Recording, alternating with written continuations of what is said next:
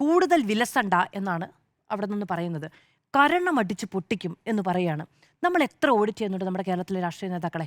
ഇപ്പോൾ മുഖ്യമന്ത്രി ചില വാക്കുകൾ പറഞ്ഞു, ഇത്ര നിശ്ചിതമായ വിമർശനം കേൾക്കുന്നുണ്ട്, മുഖ്യമന്ത്രി അത് ആവർത്തിക്കുന്നുണ്ട്, അത് അങ്ങനെ തന്നെയാണ് പറയേണ്ടതെന്ന് പറയുന്നുണ്ട്. അപ്പം അതിൽ പക്ഷേ വിമർശനം നേരിടേണ്ടി വരുന്നുണ്ട്.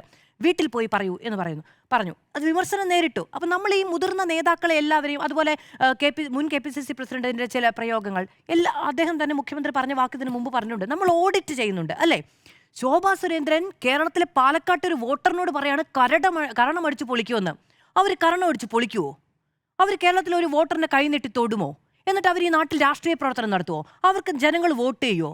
അപ്പോൾ അവരെങ്ങനെയാണ് മനുഷ്യന്മാരെ കാണുന്നത്? അവരെ കായികമായി ആക്രമിക്കുമെന്ന് പരസ്യമായി വെല്ലുവിളിക്കുകയാണ് ഈ നാട്ടിൽ നിന്നിട്ട്. അതെന്ത് തരം ധൈര്യമാണ്? അങ്ങനെയാണെങ്കിൽ ഇവർ ജയിലിൽ പോയി കിടക്കില്ലേ ആളുകളുടെ മേത്ത് കൈവച്ചാൽ?